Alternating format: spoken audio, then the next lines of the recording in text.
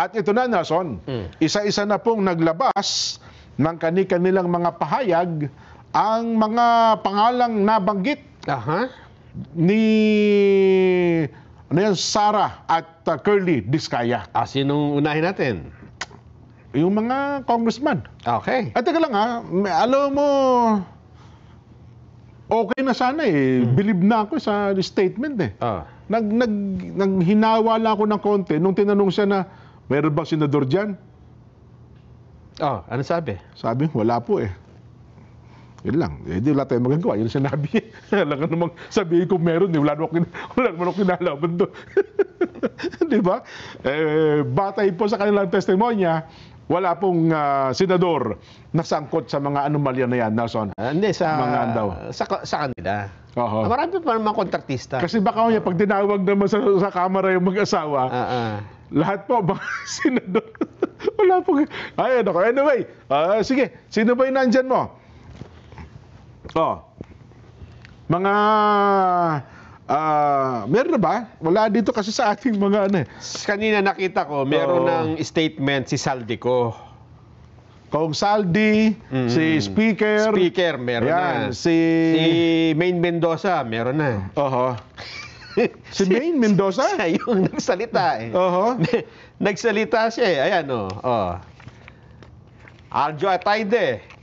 Ang sabi niya,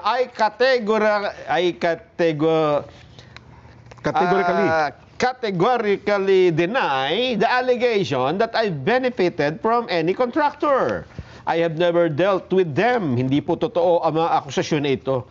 I have never used my position for personal gain and I never will. I will avail of all remedies under the law to clear my name and hold accountable those who spread this falsehood. Ayun. Pero ang kwento kasi dyan, yung hindi naman siya talaga, no? Tama. Base dun sa kanina. Yung tatay daw ata. Yung tatay ang si tumanggap. Tatay Art daw, sabi nung Curly Diskaya. Sabi naman ni Congressman Roman Romulo. Si Kong Roman. Kakilala natin ito. Ang sabi niya, sa isang mensahe, ang tugon niya, not true. Hindi totoo. Ayun lang, maikli lang. Maikli, Sabi naman ni Congressman yung kay Kong Roman kasi medyo may detalye, no? Doon sa kanya, kasi ang daw dati, yung ang dating district engineer, ngayon district engineer, dati daw katiwala doon sa district engineering office. Ayun. Yun. At saka Pasig din to Yan, Si Quezon City Representative Patrick Michael Vargas naman, ang sabi niya, si Kong PM. 100% not true. Okay. Ano kaya ang motibo nila?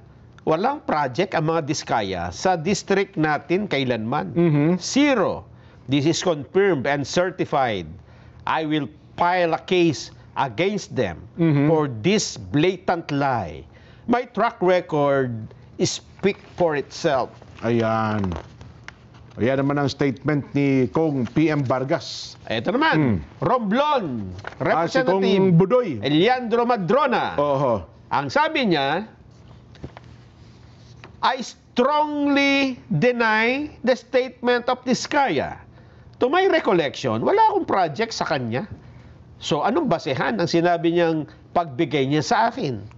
I heard he bidded on project sa aming budget sa Romblon. Nagbibid. Pero I have no hand and knowledge on how he pays those involved. Ayun. Okay. Sabi naman ni San Jose del Monte, Mayor Florida Robes. Mayor na pala sa ng San Jose. Mayor na. Yung kasama niya ata ang congressman ngayon, Arthur. Pero ito nangyari, congressman siya. Okay. Kung sino man gumagamit ng pangalan ko, mangilabot naman kayo. Yun lang. Kitang-kita naman ng marami kung gaano nakaganda ang San Jose del Monte ngayon. Walang ghost project dito at pang-world class ang aming mga infrastructure. Pero in fairness sa mag-asawang Diskaya, wala silang ghost project, diba? Yun nga ang katwiran nila. Ang kanila sinusunod daw nila yung ginagawa talaga nila at hanggang ngayon wala namang tinuturong ghost project sila. Yun nga lang, marami silang kumpanya.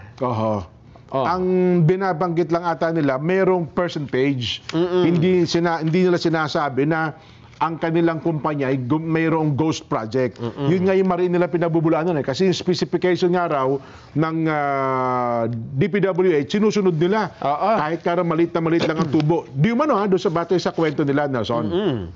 Ito naman ang pahayag ni Speaker Martin Romualdez. Ayan, meron din. Sige. Kasi laging nababanggit din na batay doon sa mga congressman, sa mga usap-usap, naririnig nila na nakakarating kay Speaker Okay. at kay Saldico yung binibigay. Aha. Pero wala, in fairness, hindi naman talaga nagpakita ng ano pang detalye. Yes. O diretsa nilang nakausap. Hindi kagaya ng iba na talagang nakakausap, nakaka-chat. Pati sa text ata, wala eh.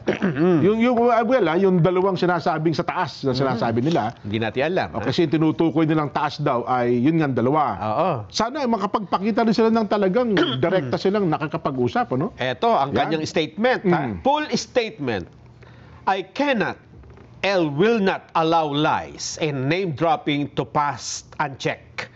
The claim in the Diskaya couple's affidavit that my name was used for commission is false, malicious, and nothing more than name-dropping. Let me be clear, wala akong kinalaman, wala akong pahintulot, at wala akong basbas sa mga ganyang gawain. Congress debates and approves the budget. It does not release funds. It does not implement projects. That is the sole duty of the executive and agencies like the DPWH. Ayan. If anyone invoked my name, they did so without my knowledge and without my consent. At kung ginanawa nila yon para kumita, silang mandaraya at silang dapat managot. Oh. And I say this with all honesty. I have never and I will never accept a bribe from anybody. Walang sino man ang kayang manuhol sa akin. Alam yan ng lahat ng House members. I am self-made and I have been blessed with the trust of the Filipino people. I do not need and will never allow myself to be corrupted by money that does not belong to me. Ayan.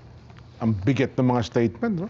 Tuloy ko pa. Sige. Di ba pala? Kung may nang-aabuso o may gumamit ganito pa pala. ng pangalan ko para kumita, Oo. silang dapat mga nagot kahit Yan. sino pa sila sa loob o labas ng gobyerno. But let us not allow lies and name-dropping to destroy reputations or weaken faith in Congress. Yan. I will not allow falsehood to tarnish my integrity or the institution I lead.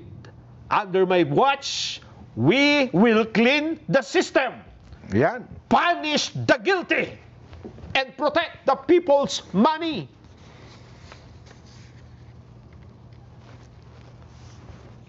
Ayan. Kompleto. Si Kong Saldi, meron naman? Teka, hanapin ko ha. Meron Kasi ba dyan? nakita ko na kanina, biglang, Meron na rin ba?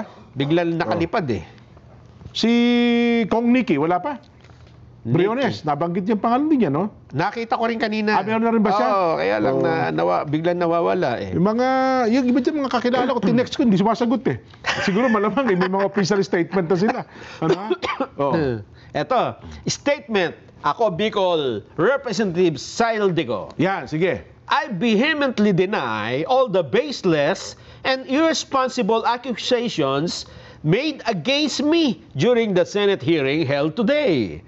These unsubstantiated claims which attempt to implicate me are not only hearsay, but are also politically motivated, designed to mislead the public and deflect accountability. The 2025 GAA was certified and approved by both houses of Congress and signed by the President. As mentioned during the Senate hearing, the President even vetoed some provision and withheld the release of funds for project. However, the validity of the 2025 GAA is currently the subject of a case before the Supreme Court and the Ombudsman. For this reason, I am unable to comment on the matter to the public, but reserve my right to comment on this matter if and when required by the courts where this matter is pending. Ayan. may usapin pa sa Supreme Court ito eh. Oho. Tinatanong pa yung constitutionality ng pondo, yung pagkakagawa eh. Oo nga pala, no? Wala pa kasi sagot ang Supreme Court hanggang ngayon dyan eh. Pagka yan ay inilabas na, ay dyan na Oo. tayo magkakaalaman. Ha? Oho. Kasi malaking bagay na mabilis na madesisyonan niya ng Supreme Court. Kasi hanggang sa kasalukuyan ay i-deliberate naman yung budget sa susunod na taon. Oho. Kailangan magabayan dyan eh, di ba? Yung mga gagawa ng budget. At hindi na maulit itong, ang sabi nila sa 2025 national budget, itong daw yung anong terminong ginagamit ni... Most anomalous. Oo. Sabi ni Kong Ungab. Ungab, o Sid Ungab. Oo. Oho. Ayan ang problema. Sa kasaysayan daw. Ang nakikita ko rito, Jen, pwede sana na, halimbawa, merong ini-insert, di ba? Oo. Doon man lang sana sa implementation, no, na sana hindi nila mailalabas yung pondo na yun kung may nagbabantay talaga na hindi ito mapunta sa... Ang problema, di ba sabi nga, nung tinanong si Kong Mina Pangandaman, Oo. Sandante, Oo. sa, ano daw kasi, sa small committee, hindi siya pinapapasok eh. Doon sa BICAM, Oo. ang nag-uusap lang daw mga senador eh. Ganun ba? Oo, kaya nga sabi nga ni Sandante, di dapat bantayan mo. Kahit na hindi ka nila tinatanungan, doon ka lang. Tingnan mo lang, bantayan mo lang sila. Oo. Sabi niya, hindi ko pinapapasok eh. Nako po. Hindi, pumasok ka. Yung inaayos yung budget, Oo. kung saan mapupunta. Yun na nga. Ang nangyari kasi sa 2025, matatandaan ninyo. Oo. Di ba may PhilHealth, di ba? Ayun, yung Na malaki? yung 96 billion. Oo. Tinanggal yun, di ba? Sinero. Yes, oo. Tapos kaya nagkaroon tayo ng mga ganitong kailalaking... 3 tranche na binabalik. Yung pangatlong tranche, sinabi ng Supreme Court, ay, huwag nyo na ituloy yan. Illegal yan, sabi ng Yun. Supreme Court. Tapos hindi lang yun, maraming mga departamento ang nawala ng pondo. Yun. Lumit ang pondo. Di ba? Oho. At nadagdagan pala yung flood control project na doble pa from last year. Tapos, ganyan pala ang pagkakagastusan. Magagalit nga naman yung taong bayan, di ba? Nako, totoo. Okay sana kung... tama naman eh. Ako dyan, ito, dapat panahon na para tumindig yung mga matitinong kontraktor eh. No? Well, Kung sana. meron. Kasi ang magiging katira nila dyan, ako, maapektuhan ng negosyo namin. Oo. Kasi pag nagsalita ako at nagturo ako, Hindi naman magtuturo, Jen. Oo. Kasi matitino eh. well, Ang ibig sabihin, ipakita nila, ito po yung project namin. No? oho. Halimbawa, Subarjaga Lubao Construction Company. Oo. Kami po, nagkaroon kami ng project, flood control. Pero malinis po ito. Tingnan nyo. Ito po yung flood control, oh. Tinayo po namin ito, panahon pa ni Magellan. Halimbawa, gano'n, di ba? Oho. Para lang yung mga tao magkaroon ng pag-asa. Kasi baka dumating ang panahon, wala nang gustong gumawa ng flood control. Kailangan natin yan, di ba? Sa totoo lang, Nelson, aywan ko ito practice ito ng ng mga kontrakto. Halimbawa, ikaw congressman, district representative ka. 10 bayan na sakop mo. Oo. 'Di ba? Siyempre, distrito mo yan, 10 bayan. Yung mayor susunod sa'yo, congressman, yun hong tulay namin dito hindi dapat mapondohan.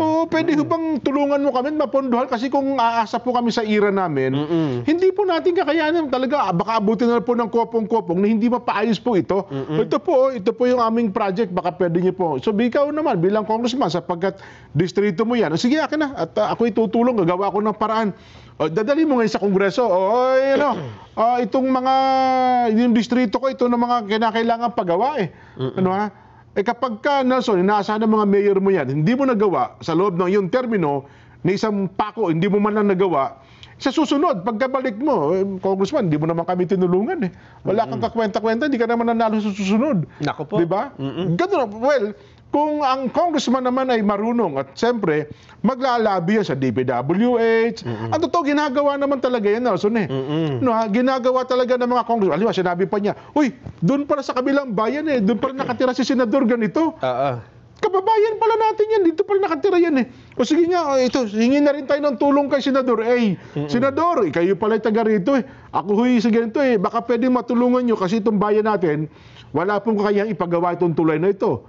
Pwede naman talaga yan. Lihitimo naman yun, Nelson. At walang masama dyan, Jen. Wala. Practice po talaga Walang yan. masama dyan. Practice kung talaga yun. una, hindi nyo pinagkakitaan. Yun, oh. Hindi ghost project, talaga may proyekto. Oo. At hindi kayo yung kontraktor. Yun. Conflict of interest. Diba? Magkakaroon lang ng masama yan. Sige, pondohan na. Magkano yung tulay? Oo. 100 million po ito. Yun. Sige, paggawa mo. Oo. Okay na, may pondo na yan. 25% sa akin. Yun. Yan ang masama. Bago ko ilabas yung 100, bigay mo na kagad yung 25% sa akin, ha? Yun, oo. Basta paano magkano matitira? 75. O sige, sa'yo yung 10%. Eh di boss, 35 na lang, ano na lang ito? 25. Di 65 na lang po ito. Eh yung si DE po, ay bawasan mo na under 10 yan. Ay ito pong si Assistant DE, ibawas mo 5 million yan. Sa dami ng dinaanan, boss, magkano natira? Meron na lang ho tayo 200 piso. Naku po. Huwag mo na ituloy, gawin mo na ghost project yan. Doon tayo nagkakabiso-biso, Ayan nga, di ba? nagkakaloko-loko. Pero yung lihitimo pong proyekto at talaga namang maayos, sige, 100 million ba yan? O sige nga, paggawa nyo na yan. Okay, may pondo tayo dyan. Kayang-kaya natin ipagawa yan. Lihitimo, maayos, nagawa. Eh, masama din yung Nelson, totally, pinondohan. Ito pinakamabigat, pinondohan 100 milyon. O sige, boss, gagawin na ba natin? Huwag mo nang gawin yan. Ano ka ba naman? Babawasan mo pa. Pinondohan na nga natin. Gusto gagawin pa. Next year, mapupundohan ulit natin yan. Para doon na natin gawin. Doon na natin. Hindi na ako congressman dun. Next year, isubmit mo ulit sa akin yung program of works. Huwag na natin gawin. Doon na natin gawin. Eh, basta ano to? Eh, ako nang bahala sa mga... Yun ang masakit, yun ang bawal, yun po ang illegal.